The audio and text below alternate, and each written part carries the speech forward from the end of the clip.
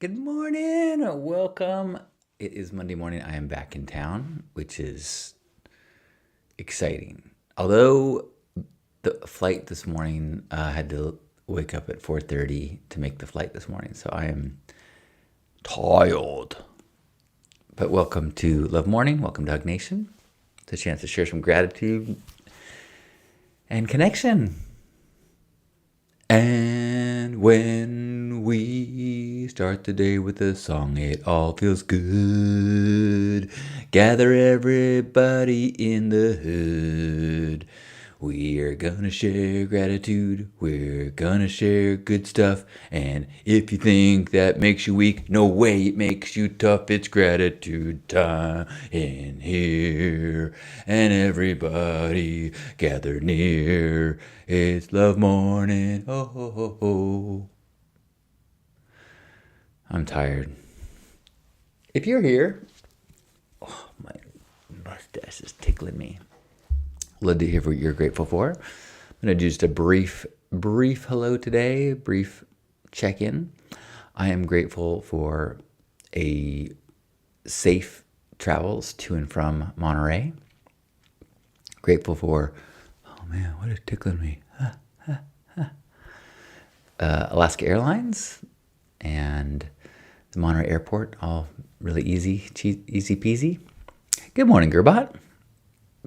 Grateful for our friend Jennifer, who was our host when we stayed up there, and grateful to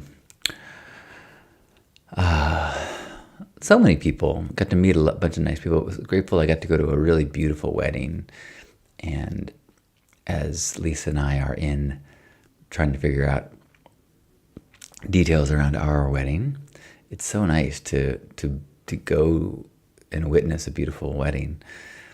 You know, I don't think I've ever paid attention to a wedding in the same way that I did this time. Thank you, Gerbot. Good morning, Juan. So I'm grateful. It was also especially nice because this was a wedding of two people who are in the same age bracket as Lisa and I, and people who are, long time personal growth spiritual practitioners. Now, there was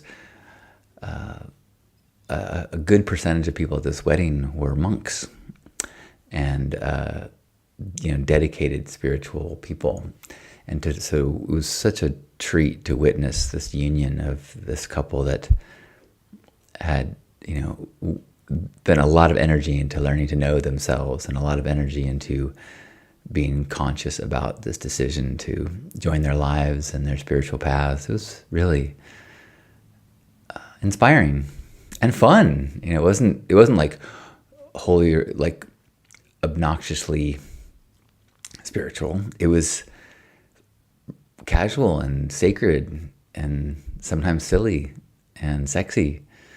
It was really just lovely. Good morning, Chris. I'm grateful that I have a light day today because I want a nap. It's hard to start the day at 4:30.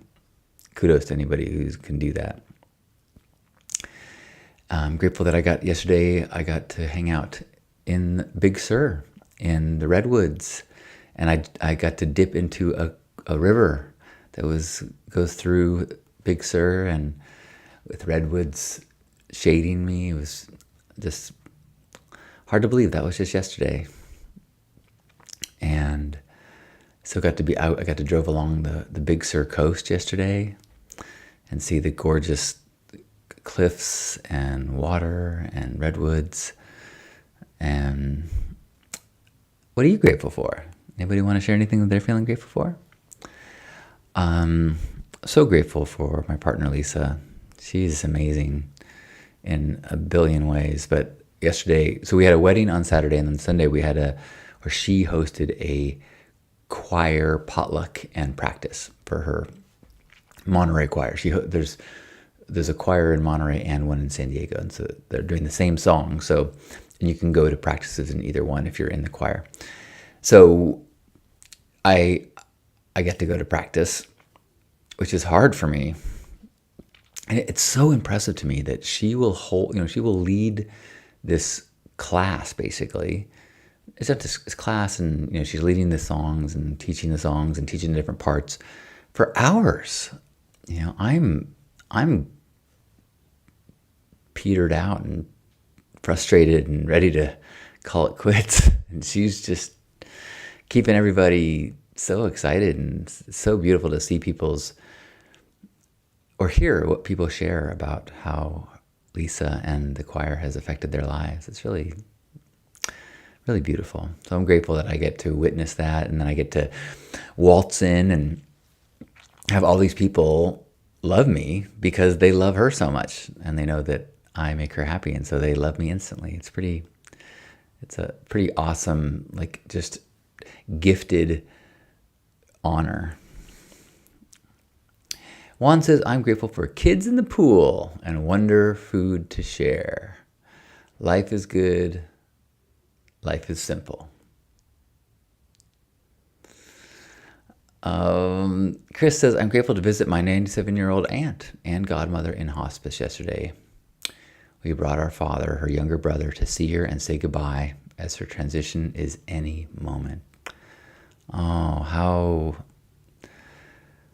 powerful that must have been, and how intense that must be to be saying goodbye to a 97-year-old aunt. Wow. Well, may we all be surrounded by loved ones after 97 years. Incredible. Gerbot says, grateful for my car that takes me to places I couldn't go without it.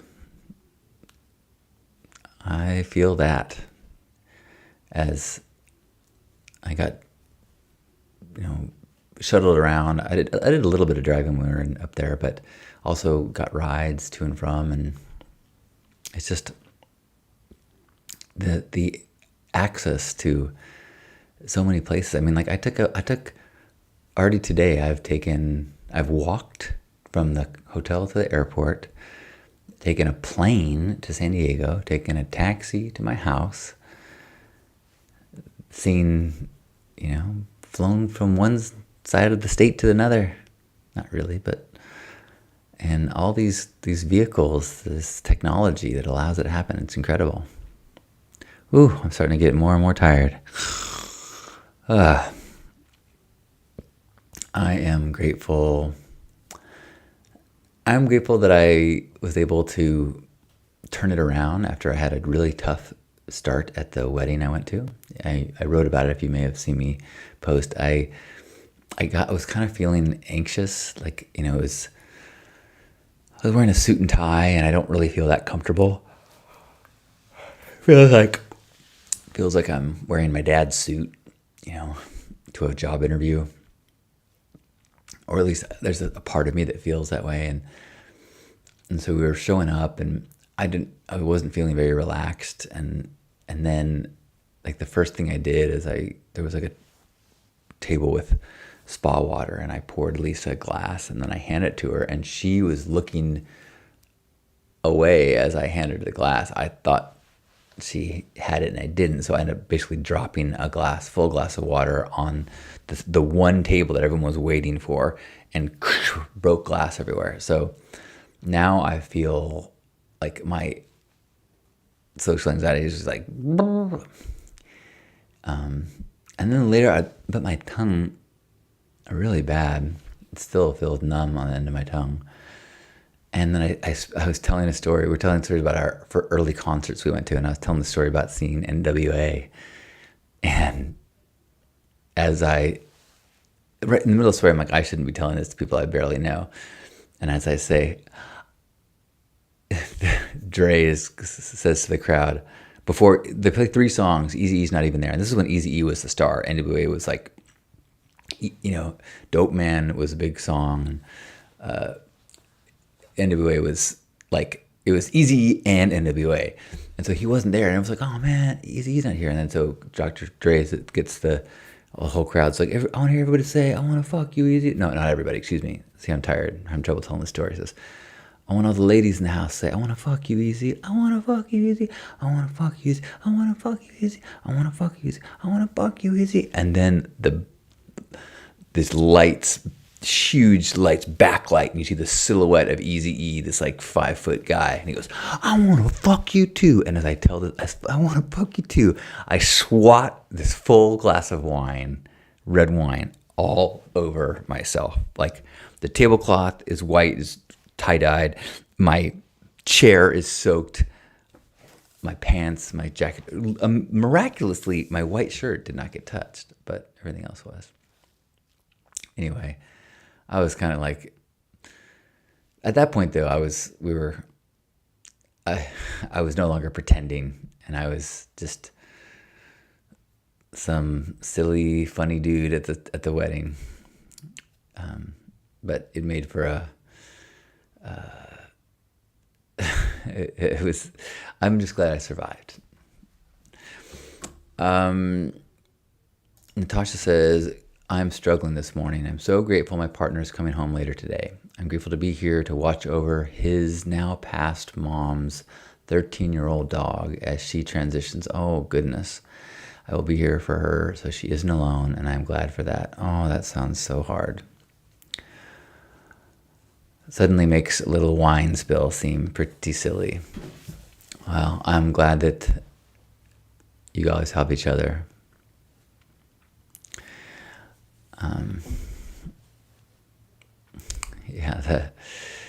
I should say, like, I've been doing a lot of thinking about the wedding, and like, really, after I spilled the glass, I told Lisa's right there. I go, before we got the water, we were kind of off to the side in the shade, and I said, "Let me just chill here for a second and before we enter the party."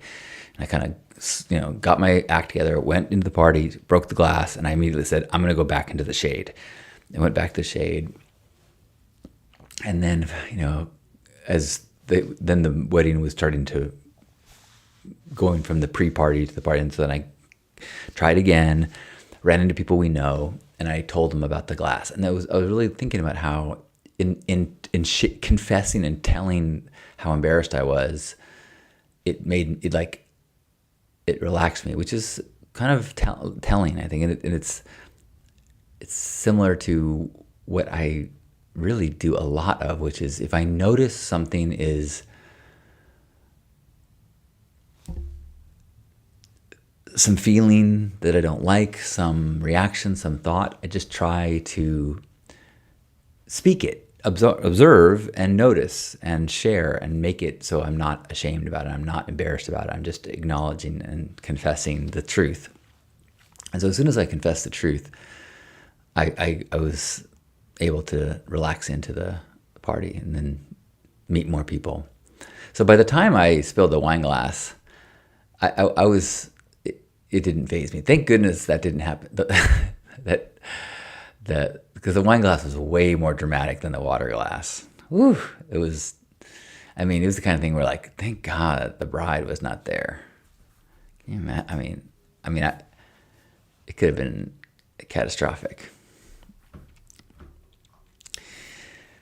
Well, thank goodness for senses of humor, and thank goodness for people that care. It's interesting, as Chris is in thoughts around transition, and so is Natasha. And it was a part of one of the most beautiful parts of the wedding. The bride and groom presented flowers to their parents, and which I really like that as a kind of a non-traditional way to honor the parents. And they have these huge, not zinnias, dahlias, like dinner plate dahlias, like huge. I'd never seen one so big. And there was a picture of his past father, and he put the flower next to his father, and it was really beautiful.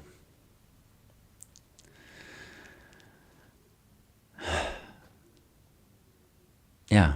So thank you all for sharing the truth of what you're going through. Even, I just think that the process of sharing, and it makes everything flow a little easier. Natasha says, it takes the power out of the anxiety. Yeah. and it can take some of the charge out of fear, or can take some of the isolation out of sadness.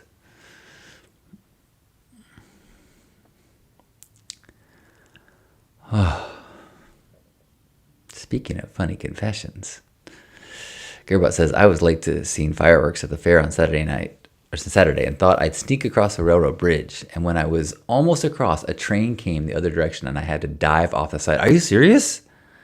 Holy moly. It's funny that's we did around the table, people saying that what's the most dangerous thing you did as a kid. And somebody shared standing on the train tracks and playing chicken and jumping into a river with their friends.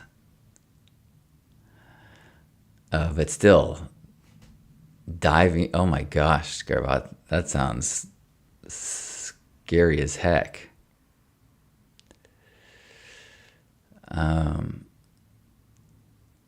Well, I'm glad you're okay, Gerbot, and maybe another day we'll share more dangerous things that we've done in our lives. But today, I think I'm gonna head towards a nap and try to be supportive to my partner today. Try to care for my body. Try to avoid too much scrolling on things that will affect my mind in negative ways, and just try to be kind if I have the opportunity. So wherever you are, give yourself a big old squeeze. Appreciating this moment, appreciating this body, appreciating the intense human experiences that we get to be a part of, whether those are the challenges of work or the suffering of loss or the embarrassment of lessons learned. But let's appreciate that we are conscious and in this wild classroom together as we take a deep breath in and squeeze. On behalf of Grandpa Caleb and everybody here, good to be back. Thanks for being here. I love you. Stay away from trains, everybody.